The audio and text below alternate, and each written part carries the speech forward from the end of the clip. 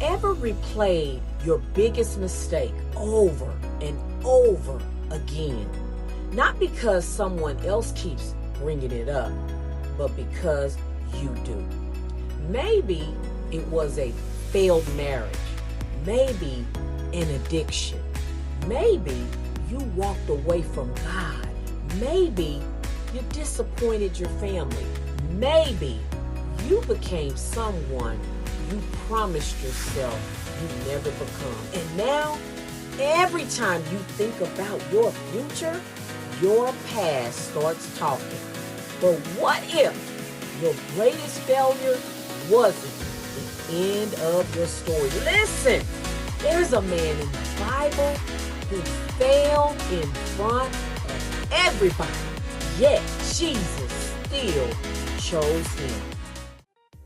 Welcome to Vonda's Vibe Room. Real talk, real faith, real vibes, period. Welcome back to Vonda's Vibe Room. This month, we're starting a brand new series called God Wasn't Finished with Them, because failure wasn't the end. Delay wasn't the end. Shame wasn't the end. And neither is your story. Today, we are talking about Peter in John chapter 21. Now, most people begin Peter's story by saying, Peter denied Jesus. And that's the truth. Not once, not twice, but 3 times. But before we judge Peter, look in the mirror, because every one of us have denied Jesus in some way. Maybe not with your words, but with our choices. Peter wasn't just another disciple. He was in Jesus' inner circle, one of his closest friends, one of the men Jesus trusted the most. And if anybody should have gotten it right, it should have been Peter. Yet, he failed publicly. And here's what amazes me. Peter had failed Jesus. So what did he do? He went back to what he used to know. Fishing, y'all.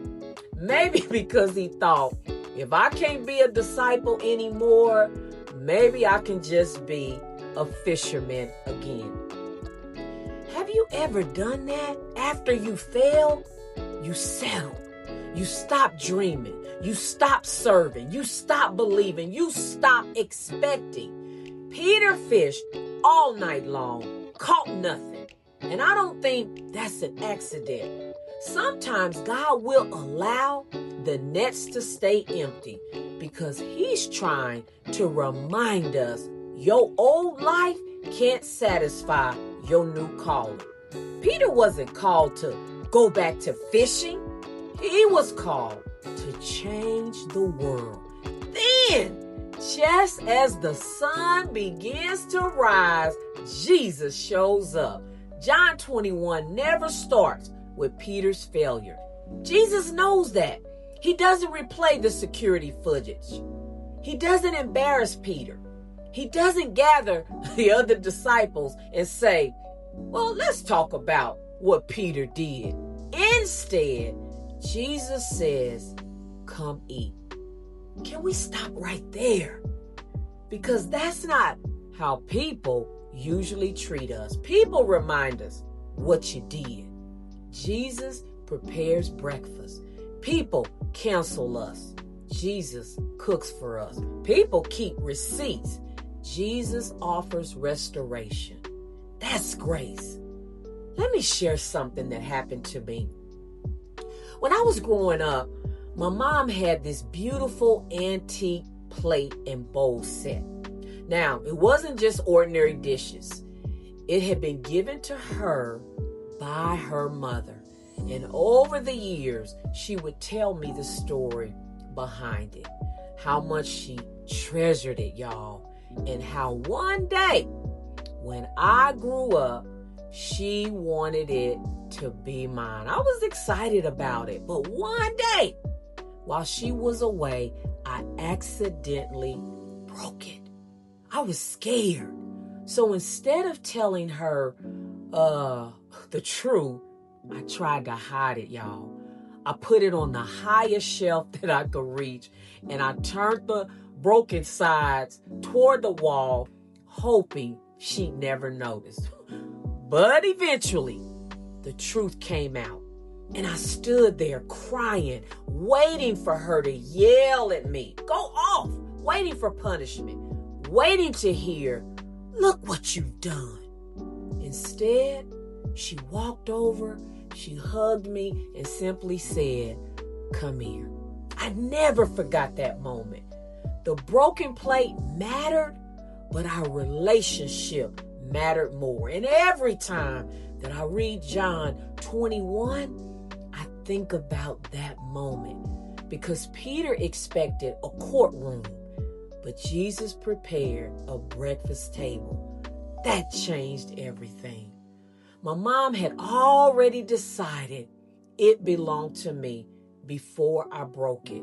And Jesus had already called Peter before Peter failed him. Failure didn't change what love had already decided. Notice the order. Jesus filled Peter's empty nets before he restored Peter's heart. That's who Jesus is. Then Jesus asked Peter something incredible. Not Peter, why did you deny me? Not Peter, why were you scared? Not Peter, explain yourself.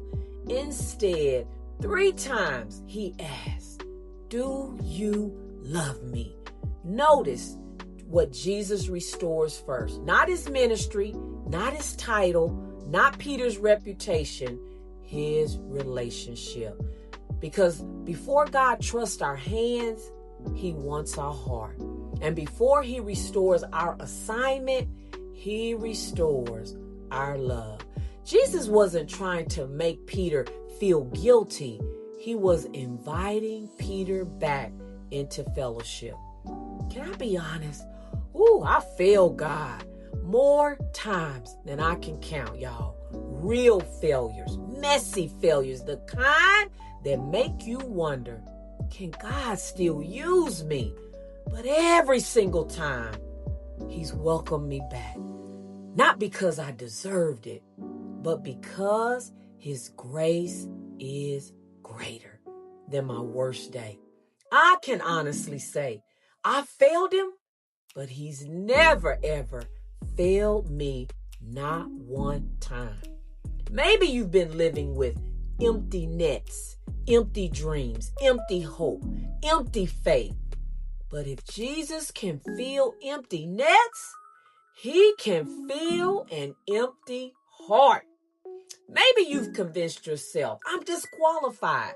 But Peter's story says otherwise. If Jesus could restore the man who denied him publicly, he can restore you. Your failure is not your identity. Your worst moment is not your final chapter. Jesus is still saying, come eat. Somebody needed to hear that, because you've been expecting judgment, and Jesus prepared breakfast.